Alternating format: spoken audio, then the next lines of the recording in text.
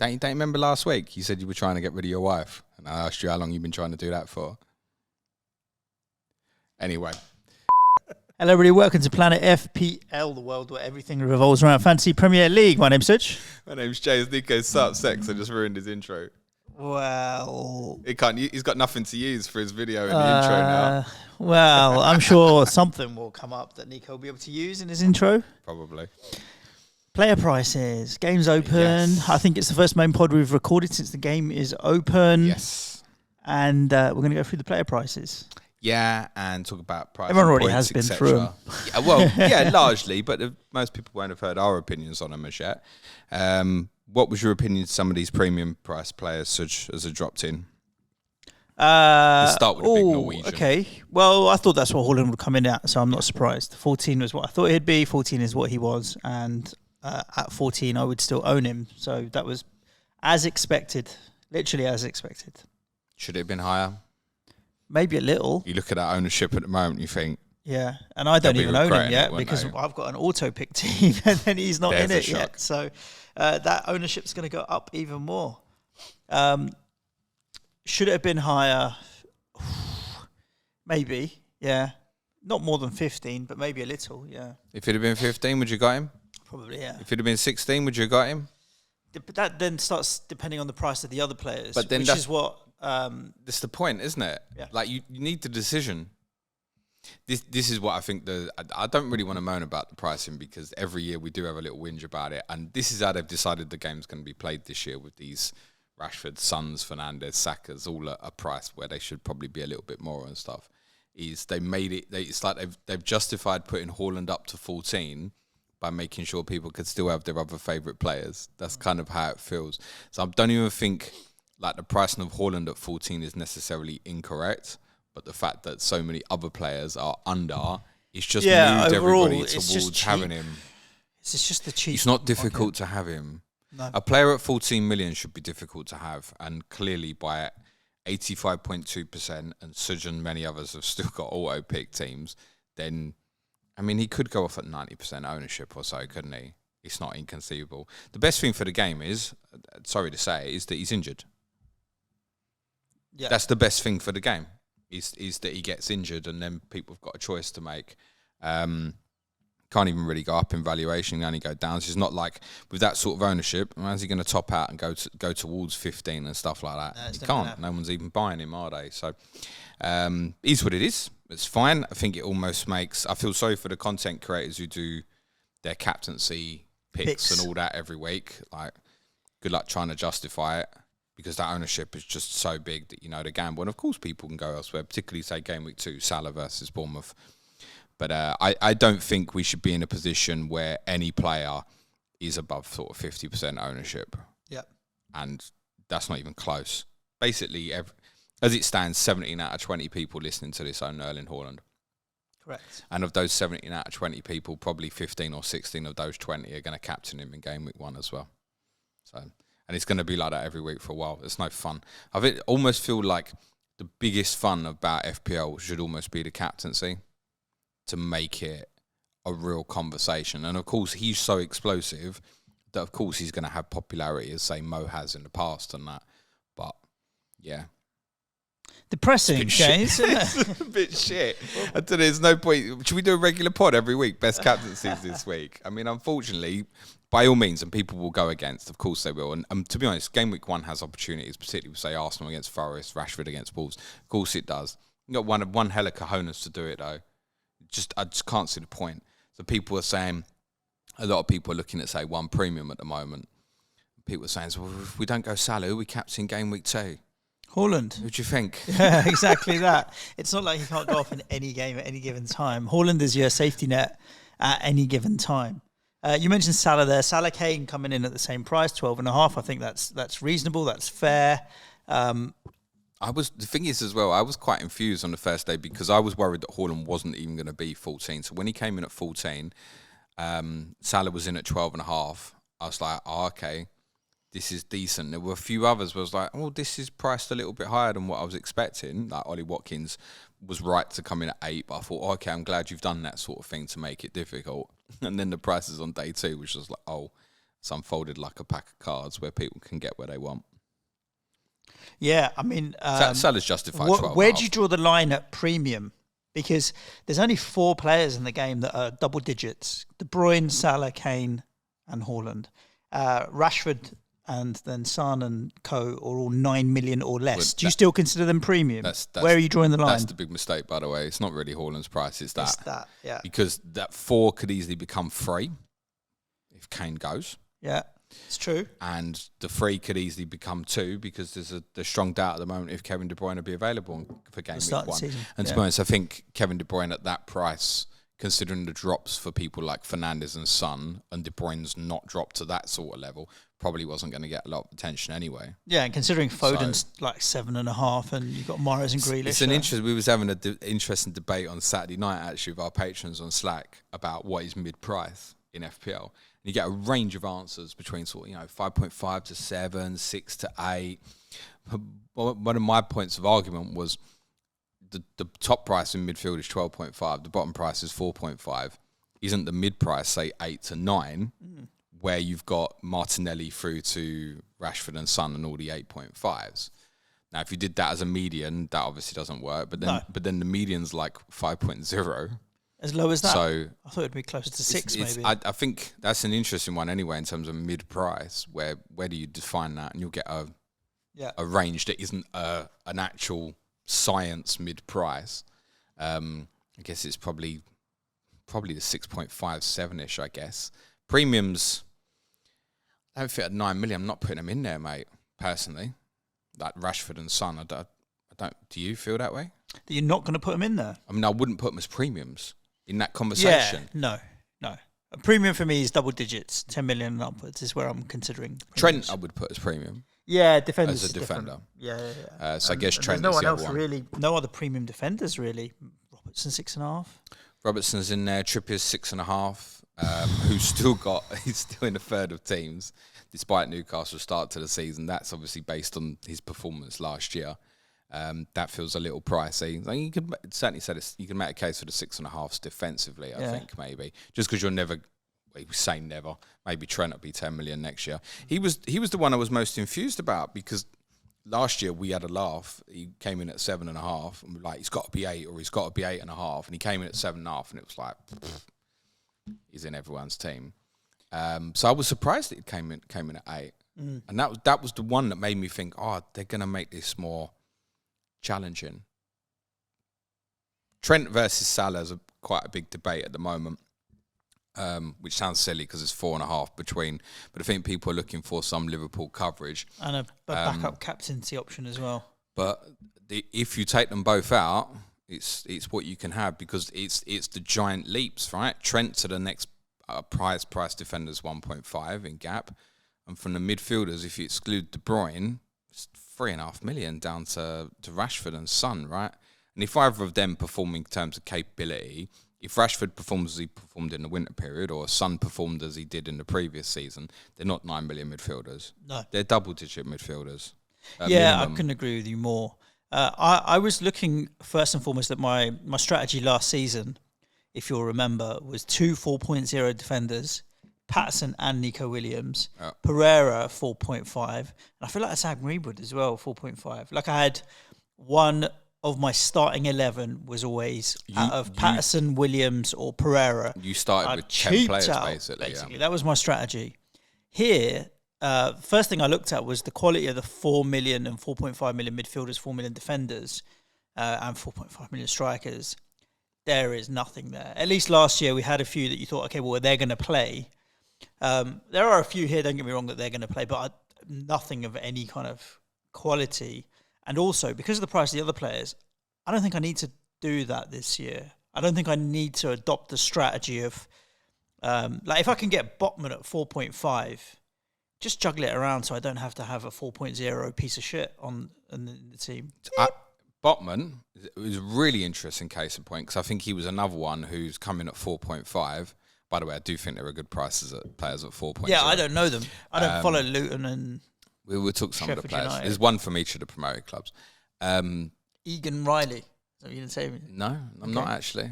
Sven Botman's in at 4.5. Yeah. And when that price come out, most went straight in my team, locked in my team, all that kind of jazz. Don't think I'll be starting with him. I think I'll be buying him at 4.2 or 4.3. Because to be honest, when you've got a huge cluster of players like that at 4.5, it only needs one or two to stand out, and that's where everybody moves to. So if you're at 4.5 and you've got like 33% ownership at the start of the season, unless you do really well, you're only going one way in terms of value. Well, and they're opening one of fours those tough. Players that does well. Then go and get him. 4-6, 4-7. Am I going to sweat about having Botman when he's got City and Liverpool in the first two of the first three? He's got Villa game week 1. He goes to Brighton game week 4. Even Brentford game week 5. So you say, oh yeah, get him as a rotationer. Okay, good luck, because I don't think I'll be picking him in the first 4 weeks. So Villa at home obviously is fine in 1. Brentford at home is fine in 5. But I'd probably rather come back to that, to be totally honest, rather than start with him. So Tyrone Mings is another one. Villa have a not as difficult a start as Newcastle. He's got decent ownership. The thing with Mings is there's alternatives at Villa. So Diogo Carlos is back fit. We think they're going to buy Pau Torres from Villarreal, who will play on that side. There's every chance the way it's looking at the moment, Ezri Konsa might even start at right back. Right. Matty Cash is the same price if Ezri Konsa doesn't. So there's alternatives where Newcastle, it's Botman, Burn, and Botman would be the better choice, I think. Kieran Tierney has been heavily linked with Newcastle over the last year or so, and is 4.5 as well. So yeah, I'd be avoiding someone with that sort of ownership at that kind of price valuation. I'm not going to avoid Haaland at 14 because he's in 85% of teams. But a Botman, for example, I think that needs a little bit more thought rather than straight in my team. That's where last week in the fixtures comes back into it, right? Should we talk about some goalkeepers? Yeah, it can do. Who stood out to you? You always have a look at your own goalkeepers. Well, it's a very good place to start because it was the first one we all noticed, I think. Yeah. 4.5 for Fabi and 4 for Areola. And there is a chance at some point this season that flip's going to happen where Areola will take the number 1 jersey. So that's cheap because I know there's a lot of people that would like to have 2 keepers from the same team just in case. And this is a scenario where it's okay to have 2 from the same team. Yeah, all those had Ward and Everson last year are like... But yeah, I thought those 2 were decent price. Then... Stop. Who's going to start in goal? No one knows. But you can get both, right? We'll know though, won't we, is the point. I think we will. We'll know before. The other thing to say about Areola, just while we're covering him, is looks clear the best 4.0 goalkeeper at the moment because he's got a legit start of maybe being the number 1. And again, I think Bayer Leverkusen will say it's maybe your last game. We'll know. We'll know a week before. I'm fairly sure that we'll have a clear indication of that. But there's so many keepers, again, of 4.0, who any of the first choices get injured. You got even like 3 at Newcastle, for example. Yves Southampton, Nick Pope. Kelleher at Liverpool, who's been linked to a few other clubs, is 4.0. The majority of the backup keepers are 4.0 again. So all this, Areola's locked in my team and stuff. We might get a week before the season. It looks like Flappy's going to pay. And Alisson's injured at Liverpool. We'll start with Kelleher, aren't we? Yeah, or exactly. Edison's injured. We'll start with Ortega, for example. So Fraser Forster at Tottenham. Ben Turner at... it's not Ben Turner, is it? Matt Turner at Arsenal. They're all 4.0. So it just needs one of them to potentially be a doubt. And there'll be a surge from... If you've got that with Areola starting, there's your 4.0 combos. Yeah, potentially. I don't think I'll be that brave. I also like I didn't like any of the 5.5 stuff going on with Pope and Alisson and those guys. It's not really my cup of tea, but I think Ramsdale at 5 million is decent. I don't think that's too much to pay. I think Rayo was in at 5 million. That's too much to pay for me. I'd prefer Ramsdale. I'm not sure it is, but there's every chance Mark Flecken, who they've got in at 4.5, is more interesting. So if Rayo, I think the 4.5s generally are interesting as well. Pickford's all right at 4.5. Flecken you mentioned at 4.5. I don't know what the situation of Brighton's going to be with their keeper. For Bruggen, will be the new number 1, but as we said last week, there's no guarantee that it will start the season. As it stands, again, it's another one. Has he been added to the game? Yeah, it's 4.5 as well. So there's a lot of 4.5s. There's options at 4 as your backup keeper, and there's a few decent ones like Ramsdale and Co at 5. I don't think is too bad. I wouldn't bother with any of the 5.5s personally. I wouldn't rule out Alisson. I'm going to have Trent though. Just so purely because... I'm not spending that much in Liverpool defence. In the past with Liverpool... me and Dan Lord have discussed this so many times when he's been on the podcast, our Liverpool correspondent. you've got like Trent, Robertson, Van Dijk, Salah, and in the past, say, Mane and perhaps a little bit of Firmino. And it was always Alisson was going to block you one. Whereas there's like a wider choice now with Liverpool, like with the new guys coming in, Szoboszlai, Alexis McAllister, you got Luis Diaz coming back into the team, Jota reclassified as a midfielder, Gakpo and Núñez both as forwards. There's actually more choice with Liverpool. There's more players to choose from now than there was when they were at their very best a couple of years ago. And when you look at it and you go, right, if I want Liverpool defensive coverage and I drop from Trent, because if you'd say I don't want to pay the 8 million, I'm not going to pay 6.5 for Robertson. I'm fairly certain of that. 6 for Van Dijk, 5.5 for Alisson, 5 for Konate even. I wouldn't rule out Alisson. Alisson's so consistent. Yeah, I'm in the boat of I'm getting Trent, so I'm not going to spend that much on the Liverpool defence. You're in the boat.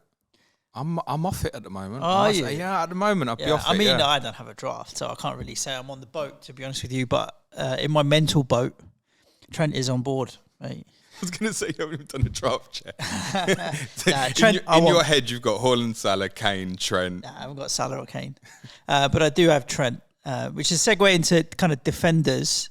He's head and shoulders the most expensive there as a real premium.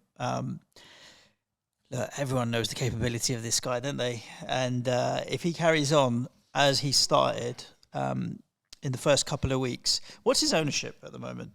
It's in a third of teams, basically. Again, he's one where your value, you could get screwed a little bit, couldn't you? If he doesn't do well and people want to find budget, he might be a sacrifice that people are willing to make. Well, yeah, that's exactly what I just said. If you look at that on paper and go 3 million savings, Konate. Yep.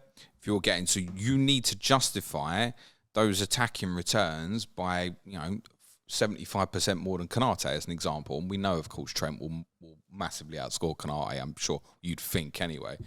But that's one where it's the same with Salah and with Kane. There are clear drop into your alternatives, like with City. You go De Bruyne over Haaland. You can make a case, I think, to fight against Salah with those quality other Liverpool attackers. Similarly with Tottenham over Kane with, say, Son. We know that Son is capable of getting near Kane numbers, for example, and James Maddison is also in the squad now as well, who I'm sure will be popular. So, he's not a shoo-in for me. I like that he's 8 million. Of all the prices, the price I think I like the most. I'm glad that he's in at that price.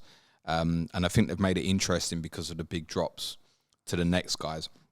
One thing that we did discuss last week, Suj, was the idea, which people are going to struggle with, exactly what we'd mentioned.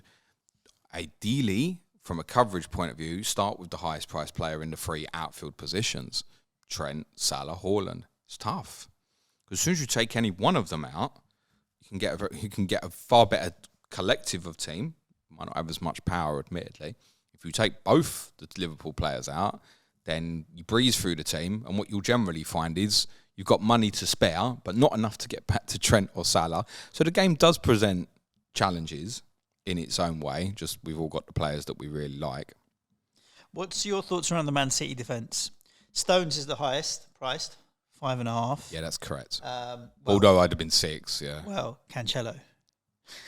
He's in about 5% of teams, isn't he? He is 6 million, James. So technically, Cancelo is the most expensive City defender. I'd be almost certain that at the end of the transfer window, he won't be a Premier League player. The only team that was really being linked to him was Arsenal, and I think City judged what Arsenal did last year and probably don't want to go down the route of giving Arsenal their best players or some of their best players anymore. And I don't think anybody else in the Premier League is looking at Cancelo at the moment. He's Champions League quality anyway, isn't he? Certainly offensively. So he'll end up back at Bayern Munich or on loan to one of the super clubs or something, or a team in Italy or something, I should imagine, even if City don't get the fee for him. Do you want coverage?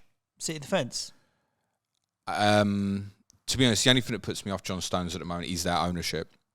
So, which you've got to have your eyes open to because, you've got Aki, Akanji and Laporte are all sitting there at 5 million, right? So then you've got to say, right, was John Stones justifiable at 0.5? Now, arguably, because again, of him and his evolution of his position, the answer to that is yes. But if you've got a Laporte, suddenly he's in the team every week, do you need to... I do want coverage because to start... I think if their start was more difficult, I'd go sit back and have a look at that a little bit. But with the start they've got across that first 7-8, yeah, I want 3 City, to be totally honest. And so I'd like to spread that across the 3 outfield positions. Yeah, the midfielders we'll come to in a second, but they're cheap as well. I think like Stones would be a yes for me, but if there's real clarity on some of those 5.0 City defenders towards the start, again, because of Stones' ownership and stuff, it might just be worth... Sideways. Yeah. But the difference between a Stones and a Botman, like Botman at, say, a third ownership, I don't see that jumping up much. Whereas if John Stones is like, John Stones is clearly the best Man City defender, then it could keep going it up. So I think you have to treat each one individually on each case with that. Like a Tyrone Mings, how much more can that ownership go up? Not sure. Same with Botman. But with Stones, yeah, sure. You could see it. Cool. What about the kind of lower end of the defenders? I mean, 4.5 is your general price for bog standard average defender, and there's always shitloads at that price point. And 4 million is your bench fodder. But I didn't really know many of the Luton Town defenders or Sheffield United defenders or Burnley defenders at that kind of price. It's 3 4.0s that stand out currently at the moment, and they're all from the promoted clubs. You've got Amari Bell at Luton, who scored for Jamaica in the Confederations Cup quarter-final last night against Guatemala. His first international goal, I should point out if anyone gets too excited. You've got George Baldock, Sheffield United, right wing-back. Not 100%, but most likely to play, which unfortunately has made Amir Hodzic not as attractive at 4.5, and he could have been one, genuinely. And also you've got Jordan Bayer at Burnley, who's highly likely to be first choice, who they bought permanently in the last couple of weeks for 13 million. So those 3 are likely to be regular first choice. As we did mention last week, a little concern about would Bell maybe start the season. That's one of the 3 I don't go with. Again, same thing, it's on the ownership. Right. Bell. But it's too high. Before people obsess too much about which 4.0 defender and stuff, there's loads of players in the game who, if they move, could genuinely be the one. Perfect example would be Jed Spence at Tottenham. Sure. So Crystal Palace might be looking for a right back. We've not done any business really yet because they've been sorting out their managerial situation. The Palace look at taking someone like Jed Spence on loan, and we go, oh yeah. Yeah, that's the one. If I told you Jed Spence was a Crystal Palace player at 4.0, he's in, isn't he? Yeah. So there's other players like that as well. Joe Rodon's another one who could play for one of those 3 at the back. It's probably not any more attractive, but there's a few other teams as well. So I wouldn't get too exhausted on that. If I'd start one of those 3 from the promoted clubs now, it'd be Baldock. Okay. It's the most offensive and most likely to bring the attacking returns of the 3. Plus, they've got the best start of fixtures. We spoke last week with Sheffield United about difficult in terms of when to go and buy. I'd almost rather start there and then come away. Luton do have good fixtures basically from the start, but there's a couple of difficult ones in the first 3. Burnley's doesn't get particularly good, so sort of 10-ish. So that should be Baldock at that value is arguably the one I'd start with. I see you got a player there on your screen I really like at 4.5. Suj has got to work out which one of the 5 players he's looking at. Aaron Hickey. Yeah. Look, the Spurs player on my screen is. Is that your wife again? I don't know how to. Did you not get rid of her last week? It's ringing. Wait, it was ringing in your hand, mate. That's my mum. Let's get rid of her. I'm not going to do last week's joke about your mum, mate. I don't even remember. Is your mum all right? Yeah. Don't you remember last week? You said you were trying to get rid of your wife. And I asked you how long you've been trying to do that for. Anyway. Aaron Hickey. Did you have a good weekend? Christian Romero is the one that's on the list that I thought you might be hinting. Are you mad? That starts on 1 point every week, doesn't it? Once you had the yellow card, it starts on 0, doesn't it? Yeah, and I didn't think it would be Aaron Wan-Bissaka. But yes, Aaron Hickey. He probably rules out Ben Mee because I was quite tempted. I thought he was not bad at 5 million. Ben Mee? I'd rather go with Hickey or Henry. Rico Henry would be more popular. Would also be very much a differential at that price point. You've obviously got competition with Flecken if he starts as the regular goalkeeper. You have to ask that question. If you go for like a Brentford 4.5 defender, I might want the Brentford keeper. That sort of thing plays on your mind. Whereas you compare it with a Fulham, would you go a Leno over a Tete as a comparison, for example? I'd probably pick Leno over Tete. You probably would, because the save potential, they allow a lot of shots for them. It's why he performed quite well last year. although they might have a little bit of regression this year, season 2 and all that sort of jazz. There's loads of 4.5, so there is one Tottenham one.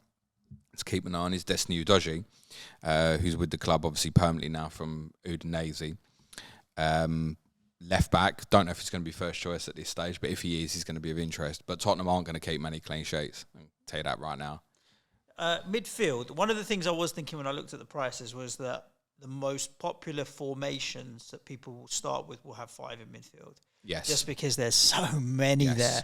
I was like, it's either going to be a lot of 3-5-2s, which I think will be the most popular formation, or 4-5-1s if people just want to go Erling Haaland only up top. But I think Jesus or Watkins, I mean, a lot of good strikers, but 7-8 million. So I feel like there'll be more 3-5-2s than there will 4-5-1s, but to be seen. I'll tell you what I don't like about the 4-5-1. It's not the going with the 2 4.5s in principle looks absolutely fine. What, strikers? Yeah, but I think you're potentially pushing yourself towards an early wild card. The template moves, and when the template moves, it doesn't normally just move with players. It often moves formation. Yeah. As well. I've never known a formation like a 4-5-1 to stick as the best formation throughout a season. At some point, that is going to change. And that's not to say you can't change it and move a 6.5 midfielder to a 4.5 midfielder and then get up in the forward line. Of course, you can do that. You are potentially prohibiting yourself. The chances are the best team you can find in terms of value for money will be 4-5-1. But I don't think you should start with it. 3-5-2 maybe. But 5 in the middle, right? So we're talking about your premiums being Salah and Kevin De Bruyne. De Bruyne's off the table at the moment. I think so. So Salah is one of those where he served so many managers so well over the years. If you like him and you want to go with him, just do it. It'll probably be the biggest debate between people. Yeah. Just go with whatever side of it you feel you want to go with. Yeah, it's not right or wrong. I certainly wouldn't sit here and say don't get Mo Salah or do get Mo Salah. I almost want to say do get Mo Salah because you know the capability of the player. But no, it's gonna, and I think them and Trent are going to be the two that polarise certainly the Twitter community the most. Yeah, it's going to be you have to have or you can't have because of the valuation. I don't see a lot of people having Rashford and Son. Do you? No, one of the things I explained last week on one of the shows was that I'd like to have players at different price points. So I think many of them do become a versus. It does feel like a Rashford versus Son. Yeah, and you're going to pick one of the Arsenal midfielders in Martinelli, Saka and Odegaard. Maybe 2, but generally one of. I've got 2. You're going to pick one of the Man City midfielders, maybe 2, like Mahrez, Foden, Grealish, all again, same price. And then you've got Mbomos of the world, maybe a Gibbs White, or anyone that takes your fancy at 6.5 million as well. McAllister. Gibbs White 6. 6. So there's choice at all of those different price points. I think people, like you said, you're planning on doing, will end up with one at each different price point. No, not necessarily. I mean, you wouldn't. I can't see people going, I've got Saka, I won't have Fernandes, for example. If people want both, they will go down that route. And it's not to say you can't have 2 players at the same price point. Of course you can. And you could have Rashford and Son as an example. But it feels, generally it feels like a versus. If you they'll be able to afford it if they don't go Salah. If you just go Haaland as the one premium, and if you take Trent out as well. If you take Trent out as well, exactly what I said, you can have a big midfield that could have, even at the 4 price points, you could have something like Rashford, Saka, Martinelli, Foden, plus Mitoma and Mbeumo, Eze, whatever you fancy there. Still have what you want defensively, and you'll probably find you got money in the bank. Yeah. Subject to price of forward and stuff. But yeah, I've looked at that. You can even fit in sort of Gabriel Jesus as an 8 million forward into that sort of range as well. So if you go one premium, you essentially, and you take out, if you remove Salah and Trent, you should open everything up. But it's not to say that's the right way to do it. Because listen, if you go without these guys, they're going to punish. They're not going to punish in the way Haaland's going to punish because of the sheer volume of it. But yeah, they're going to hurt. It's not like people go, I'm not going to have Mo Salah. You know Mo Salah's going to score goals. It's not in question. No one's sitting here thinking, I'm not going to go Mo Salah because I think he's only going to get 8 Premier League goals. Like, no one thinks that. It's just a case of, okay, those are big drops. Yeah, it's an A or B choice here. If Son and Rashford were in at, say, 10.5, I think Salah's ownership would be higher. That's kind of like the point. And similar, Saka is worth throwing into that as well, I think. Look at Saka's ownership, it's another one makes you think they've got this wrong. Yeah. Cheap end of the midfielders? There aren't many great at 4.5. Yeah. At all. I think Boubacar Traore might be one at Wolves because obviously Neves and Moutinho have left. He didn't get a lot of minutes, quite restricted by injuries last year, but I could definitely see, subject to if they do or don't add, and I've been told it's more of an FFP issue with Wolves than an actual background financial issue. Thank you, Steve, for your DM. Traore and Lamina could be the two in midfield. Tanky and Dombele could be a solution at Tottenham, but these guys aren't gonna. They aren't like Pereira. Pereira last year was one you looked at, and you went, I kind of want to start him. Like that doesn't exist. But there will be someone. Again, it's another one between now and the start of the season. It'll become very clear if you want to go a 4 in midfield who a 4.5 is. Another way of doing it is you look at rotations with a midfield and a defence. So would you consider someone like 5-1, 3-5-2? Or even like there's a few at 5 million that I don't think are great, but at 5.5 you've got Enciso, Madueke maybe. That is that acceptable to rotate a Madueke with a 5 million defender or an Enciso rotate with that? I think you generally want to play those guys, wouldn't you? Well done, England, by the way, Madueke. Congrats. We'll talk about that tomorrow. Yeah. I watched the last 10 minutes, James.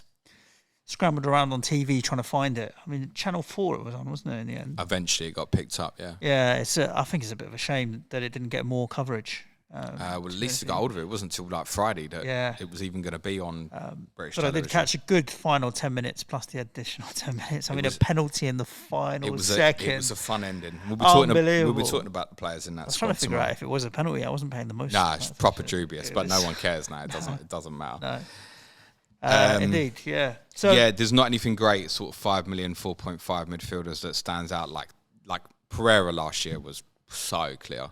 But something might between now and the season opening. There's a few worrying ones of forwards are really cheap as well. So yeah, transitioning to them because I'd got my heart set on Haaland and Gabriel Jesus, and then whatever cheap stuff. Why Jesus? You not learned any lessons? I know he's sitting in mine at the moment as well. No, listen, he started last season quite well, to be fair. I'd say what it is with he Jesus. will return. He just obviously lost a lot of the season. What it is with Jesus, which a lot of people are picking up on, is the start of the season's obviously very good for Arsenal. Yeah, he's good when the weather's good. But you're sitting above all of those 7.5s and below. So whichever one that's banging, yeah, and Nkunku might be the one. I think that's I quite like the look of Nkunku for me. Quite like the sound of Nkunku. But it's the more you look at it and you think should just start with. It's more am I booking in the transfer if I think Nkunku's the one? In which case I should probably start with him, which is what happened with kind of the Martinelli Rashford debate I had last year. Or if I'm less convinced about Nkunku, then the more sensible play actually is to start with Jesus. Yeah.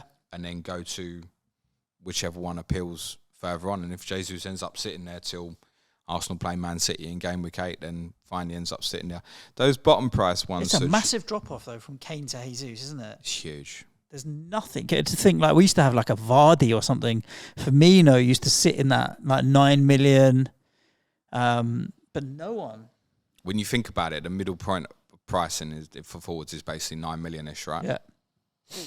And you've got two people above it, and they're massively above it, right? So even the likes of Wilson at 8, Isak didn't have a But jump. to be fair, I don't look at them and think, there's someone you should have put there at 9. It might be, for example, United are getting really linked with, say, Rasmus Højlund, also probably going to complete a deal for Andre Onana, who, if he comes in at 5, will get a lot of interest, by the way, in goal. But if he comes in, he maybe goes in at sort of like the 9.5, 10 million bracket that condenses it a bit more. That would be perhaps a little bit of a game changer in terms of people's Imagine if Lukaku opinions. pops up at Chelsea. Well, he is at Chelsea. If he turns up at But training actually this turned week, up to training and played. 7 million. I don't know about that. Well, it's gone, mate. It's gone. Best moments there is gone. So, Nicholas Jackson, same price at Chelsea, is more 7 interesting. million, yeah. The 4.5 forwards, there isn't anything that's a standout now that we could look at and say that's a first choice starter. Doesn't exist. Probably the one I'd favour at the moment is Cauley Woodrow at Luton, who, as it stands, is likely to get minutes, let's say. But there's one there there's a couple there that may be concerning where if they get moves to another Premier League club, will be in everyone's team. Cameron Archer's a player we'll talk about tomorrow. Yeah. At Aston Villa, if he ended up at a Luton or something, then he's going to go into everyone's team, for example, or Sheffield United's another example. But the bigger worry one is probably Florian Balogun at Arsenal, who absolutely tore up Ligue 1 last year. And if he was to go to another Premier League club, he'd be first choice, and he'd be in everyone's team. And it's not a good thing, by the way. It's not a good thing if we've all got the same 4.5 million. Yeah. He should not have been that cheap. That could be their biggest error of the lot, I think.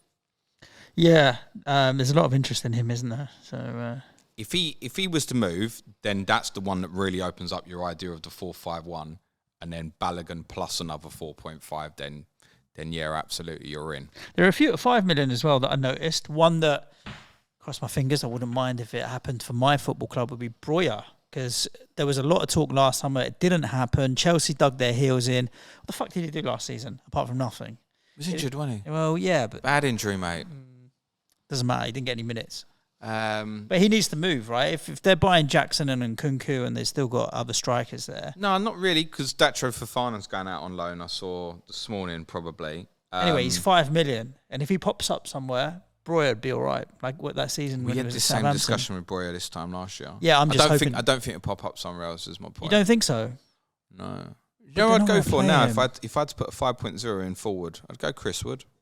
Okay. He's joined Forest permanently. I know he was shit. You think he'll play ahead of Awoniyi? Yeah. I think people forget Awoniyi had that run towards the end of the season and Chris Wood wasn't available. I saw Chris Wood play at Tottenham when he basically played for false nine. Came on, he got injured within like a minute, didn't he? And tried to carry on for 5 minutes, bless him. So I wouldn't say like he's a guaranteed starter, and I'd say he's in competition. But if I'd start with 5.0 forward, that's the one I'd go with at the moment. It'd be interesting to see what Mark thinks about it. Awoniyi feels like one that's too much. 6.5. If I wanted a Forest attacker at that price bracket, I'd go to one of the midfielders. Brennan Johnson's obviously been reclassified. Morgan Gibbs White, but they've got a rough start. 4 of their first 6 away to expected top 6, isn't it? So they've got a tough start. So largely avoid. But if there was no 4.5, I thought there's no minutes there at all, and I wanted to go down that route, Chris Wood maybe. But that's part of the point actually. It's got me more thinking about 3 up front. So you look at that, what we'd said, Haaland, fine. Jesus as potential, right? I can drop that into any sort of 7.5-ish. But you've also at 6 million-ish, you've got the likes of Evan Ferguson. Yep. You've got Dominic Calvert-Lewin. João Pedro at Brighton's even cheaper as 5.5, who they've spent big money on. He's certainly going to get some minutes.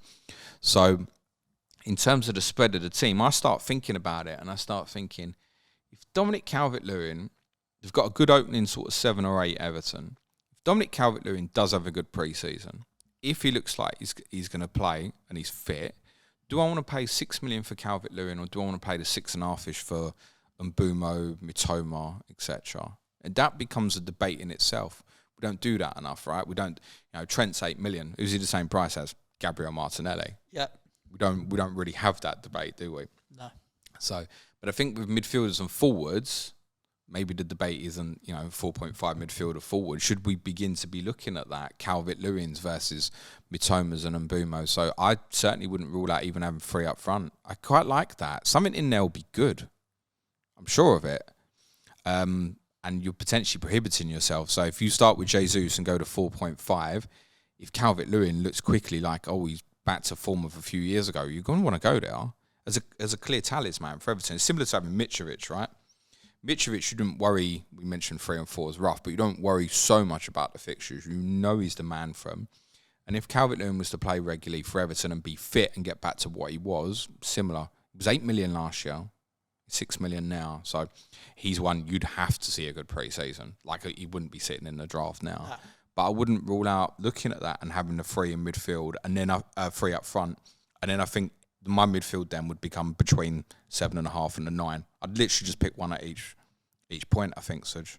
That's probably where I'd look. Having a Calvert-Lewin, by the way, might make it easier to have a Salah or a Trent as well. Nice. Questions, James? Questions? Yeah. I think we've been through a lot of the teams. I'm just pulling them up on Twitter. Are we still doing Twitter, or are we? We're not doing threads? Threads. Oh, do you know what? No, Man's got the threads. we were on Threads. Cool. And we did have a question on Threads. Thank you for reminding me, Suj, which said, what price would Ruud van Nistelrooy be in his peak if he was playing now? Going to say 13. There you go. Agreed. Cool. We've got quite a few questions here on Twitter. Because only priced Haaland at 14. Batman Joe. Yeah. Would you rather be given 10 grand up front or have the chance to earn 10 million? You have to score a last-minute penalty that would win Spurs or West Ham the title. 10 million. Well, penalty. You get to take. I saw one the other day. If you win it, we win the title, you get 10 million. Oh, yeah, I'll take the penalty. Well, you get 10 grand guaranteed? Yeah. No, you're taking the penalty. Yeah, but I saw one was more interesting the other day. Would you take 1 million and play, or the risk of losing it for 10 million, but you got to score in a Premier League game? I'd take the million and play. Yeah, take the million. That's not enough money. Dan Chancer, Onana to Man United looks done. What price is he going to come in at? 5 possibly. If Ramsdale's 5, it's got to be 5, isn't it? I think so, to be honest, and be interesting. Just on Ramsdale. Would you consider him if you wanted Shaw as well? Dan's asking. To be honest, because of that, because I wouldn't like any of the other Manchester United's 5s as it stands, then it'd become more consideration. Whereas if I went at Arsenal defensively, I think Gabriel, Saliba are perfectly reasonable alternatives who will contribute from set piece. I'd have a preference for Saliba actually at the moment. Onana at 5, it would become popular. Yeah, there's a lot of Man United fans as well, isn't there, that want? Yeah, it's standard. 80 Tour, do you think the pricing is better than last year or worse? I just think it's a different game. We always say that as well. Like, fantasy is a different game every year. This is how they've chosen what. I think I'd be surprised if they're not looking at that Haaland ownership and thinking, should have gone more or should have done something a bit different. It's the pricing of the other players that's had such a heavy impact on that ownership. I think because Haaland is in at that ownership, there's a case to say worse. But there are quirks that I like with Trent's price. And Haaland had to be at least 14. I just hate the fact that it's. I feel for me, we're not the target audience. We say this all the time. I want that fight. We could do a half-hour pod on best 5.5 million midfielders, but I just don't think it's worth the argument. I've thrown out a couple of names like Enciso and Madueke potentially, for example. I think Enciso definitely between the two, by the way. But it's just I almost want to. You've got to have a 5 or a 4.5. Force me into the position where I feel like I've got to start a player at that valuation in an attacking area, and it just doesn't exist. I'm talking about going Chris Wood. It's almost like, what's the point? Yeah. Javo, is there any position that you feel in general seems particularly under or overpriced this season? Nothing's overpriced. The midfielders. The midfielders underpriced. Yeah, because massively underpriced. Yeah, because it's obvious, isn't it? Everyone's going, I want five of them, etc. Yeah. So it's that area, isn't it? It's that area cluster. That's the biggest fault in the game for me, in terms of making the favourite players accessible, is the pricing of Son, Rashford, Saka, Bruno Fernandes, and arguably Odegaard as well. Should all have been more. And Martinelli should have been more as well. Kieran wants to know if there's anyone that is a complete no-go in your opinion. No, there's not a single player that, well, actually, arguably, yeah, I can't see me starting with Kane at all. Or De Bruyne? De Bruyne, yeah, as well. Salah, Trent are definitely not out of the running. I can't see me starting with Harry. Can't see the justification in it, unfortunately. FPL Crusader, with Liverpool's new midfield attacking options, James, will Trent's attacking output reduce? Do you know what I was thinking? I don't think so.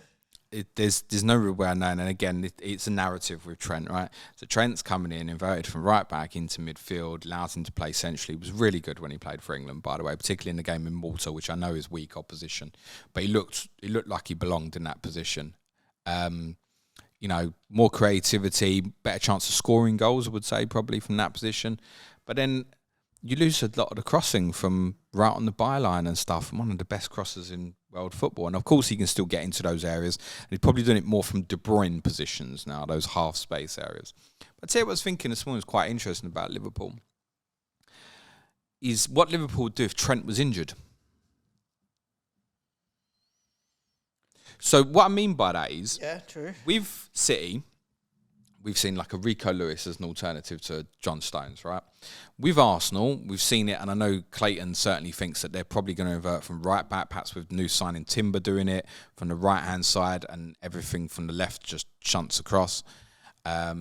With Liverpool, like if Trent's not available to play that role, like who plays it? That's like true. I don't know the answer. They play, what's this, Joe Gomez there? Could he do that? It's nowhere near good enough on the ball, Suj. Yeah, I know, but... You're going into central midfield positions. So, but I think the answer at Liverpool right now would be if they don't invest in something in the transfer window, probably just don't do it. Or would they try and do it with a Fabinho? But that seems very counterproductive. Could they try it with Henderson from right back? Maybe. It's probably about as close as it would be right now, for example. So that's interesting. It also makes me think that Liverpool might not be... I do think Liverpool will do it again with Trent, but it might not be as set in stone in terms of doing it as other teams may be. Also, as we spoke about, in that running period, they did have a set of fixtures which largely on paper were quite attractive. The most difficult game across their final 8 was Villa at home.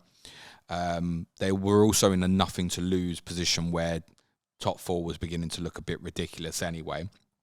So I don't think it's 100%.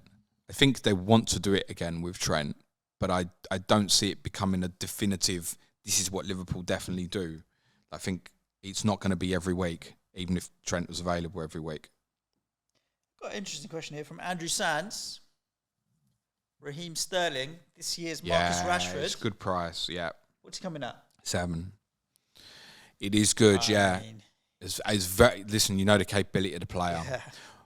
I feel like, and I said this last week, of all the teams, sounds obvious, but Chelsea and Tottenham are the two who really need to watch in pre-season. I think Chelsea even more so. Because so many options there as well. Exactly it's that. Versus Jackson, versus Nkunku. It's not just Raheem Sterling. With Tottenham, although positions may change in terms of, is Son going to hold the touchline or come in to more central areas, those sort of things. Is Maddison going to be left half space, right half space? These sort of things will probably become quite clear quite quickly. But in terms of selection, it's largely quite clear. With Chelsea, it's like throwing darts at a board, and there's every chance you might just completely miss. I mean, take centre-back, right? Centre-back, you got Levi Colwill's 4.5, absolutely outstanding on Saturday, genuinely brilliant. Wesley Fofana's 4.5, Benoit Badiashiel's 4.5. One of them's going to start the season. Yeah. God knows which one right now. Maybe 2 of them will start the season. That's a different one where it's probably less interesting because it's only 1 million more up to Reece James and Ben Chilwell, who we haven't spoken about. It's interesting that James has got so much more ownership than Chilwell at the moment. Yeah, it's really interesting, by the way. I guess that's the historic on Chilwell always being injured. Well, Reece James isn't. Well, that's the thing. But I just think it's recency bias, maybe. So, yeah, that's a perfect example where you really need to watch Chelsea.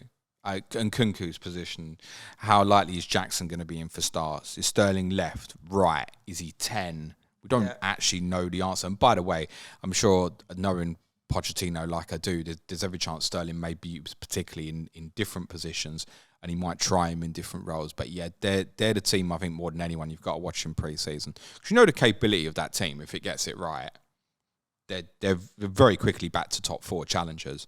But if it stays a mess, then it stays a mess. Indeed. One more question, James. I think we should ask Nico. Go on in. What price on Mbappe if he comes to the Premier League? No, not for the player. For FPL. Price. Yeah, bro. The same.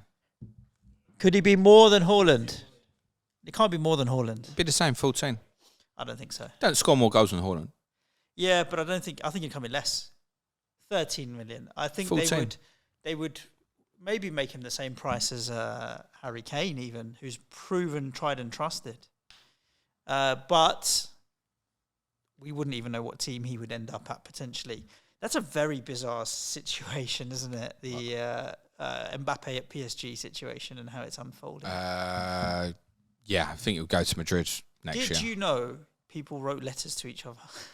Still. Really? Is that still a thing? Unbelievable. Did you not see the letter that the PSG board wrote to Mbappe? They're not emailing. They wrote him a letter, Okay, posted it's it nice. to his house, which photographs were there and shared on social media. You need to do a bit of research into this. So Is there a money in football here? Yeah, they wrote him a pleading letter asking him not to go to Real Madrid for free, because if he did, they'd have to sell 5 or 6 of their other players to make up for the shortfall in losing him. I don't think he cares though. But yes, I think Mbappe would be 13 million. Okay. I want to ask you a few questions. Let's do it. Quick fires. Prices. Either or. Am I guessing? Or am I choosing A or B? Yeah. A or B. Ben White or Ruben Diaz 5.5? Ruben Diaz. Why? I want to see that Ruben Diaz is definitely partnering with John Stones, so that he's going to play.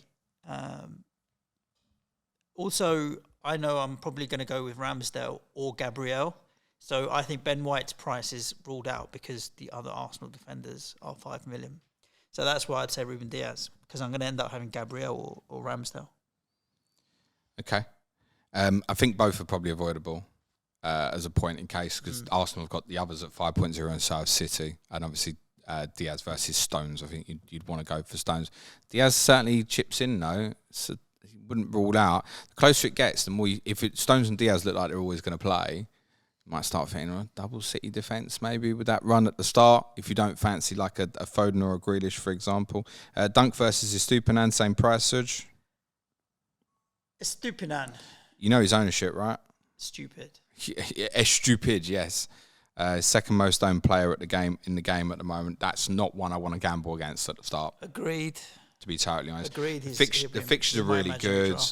Got stronger and better the more that season went on. It's an easy one if it's wrong. I think you can dip to whatever becomes the best 4.5 defender, for example. Fabian Schär versus Pedro Porro, Suj, both 5. I'd say none of the above, but I would go Schär if I had to choose one. Okay. If you had to pick one of them Chelsea 4.5s we said right now. Ooh, Wesley Fofana. Yeah, I think that's probably where I'd go with that as well at the moment. The 4.0s based on what I said today? Not Ball. Bulldog. Okay. Diogo Jota versus Martinelli, 8 million. I'm going to go Jota because I'm likely to have one of the other Arsenal midfielders in Saka or Odegaard. And You can have 2. Yeah, I know, but I also think that Havertz will become interesting, and he's only 7.5. So Havertz versus Maddison. Havertz. Clear for you, yeah? At the moment, yeah. I need to watch your team. They're too unreliable. Who invited Clayton? You know. Oh, I don't know. We're unreliable. I need to watch Spurs before I'm ever going to commit to anything. We're playing you next Tuesday, mate. You're disappearing for the week. We could have watched it together. No. Suit yourself. Grealish versus Foden. That's a very difficult one. I feel like Foden is all the hype and has a very high ceiling. I think Grealish is the sensible choice, but I think the Twitter hype is definitely Foden. What's the... I'm very keen on Phil Foden. And Johnny Pringle. What's the ownership? Johnny Pringle tweeted, was like straight in my team. What's the ownership between the two of them? Do you know? Foden's 10%-ish. Is Grealish much Grealish is a little less, I think. Okay. So I'm not surprised to see quite close. The hype is Foden because he hasn't got the historical.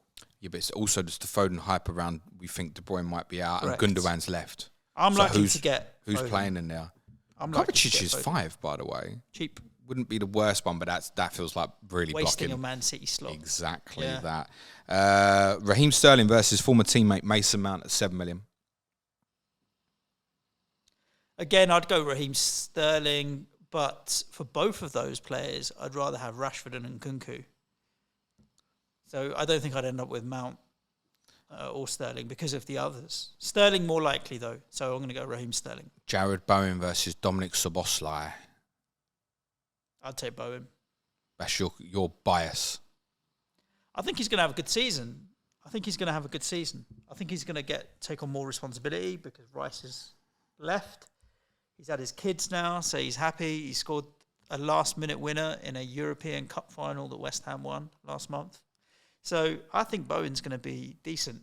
Szoboszlai, I don't know enough about. So, and I think it's going to get congested and crowded in there with McAllister and Diaz and Jota and everybody else sharing the points around. So I think Bowen is quite talismanic. Even though he had a shit season last year, he still scored 140 points, 150 points or whatever it was. Okay. Wednesday's a big day for Tottenham. Harry Kane returns to training. I suspect by Wednesday night, Thursday morning, ahead of Thursday's the transfer window show, we'll probably have a clear indication on what's likely to happen, I think. Should Kane go, wouldn't rule out Richarlison becoming Tottenham's number 9. He's a 7 million midfielder. And this is this is exactly why. And I know, flop. Like, listen, if he ends up playing there every week, that becomes massively interesting very, very quickly. And that's exactly why I certainly wouldn't be getting these little nuggets of information that change things. There's no way you should be getting too hung up. Like, if that happens, you've got. If in pre-season Kane goes and Richarlison is starting through the middle, I'm starting with Richarlison. There's not a doubt about it. Yep. So, Mitoma versus Mbeumo, so 6.5 feels like the biggest versus one I think I've seen all pre-season. It's the first time I really feel like sitting on the fence. If Tony was fit, it would 100% be Mitoma. But because Tony's not fit...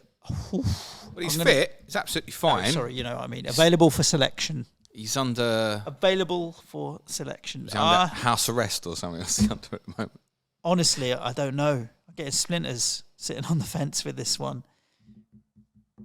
It's close, isn't it? Mitoma for me at the moment. I think I was going to go Mbeumo. But I don't think I'll have any other Brentford players, whereas I will have other Brighton players. I hear what you're saying. Look at those first few fixtures. With Mitoma as well, it's one of them. You look at it, it's Luton at home, Wolves away, West Ham at home. It could easily be both, James. Newcastle at home. Could easily be both.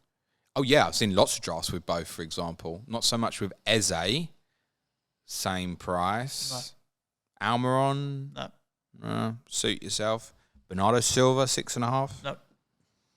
Not good. What do you think? Alexis McAllister at 6 million versus Gibbs White and Brennan Johnson?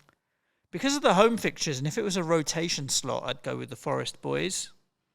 It's too much for rotation, isn't it? 6 million. Yeah, but if you were like using just the Forest home fixtures, then I think I'd go with the Forest boys. I don't think I'd go with McAllister at 6. Find the money to get a better Liverpool asset. Here's one you can answer, and I know the answer to it already. Ben Rama versus Paquetá.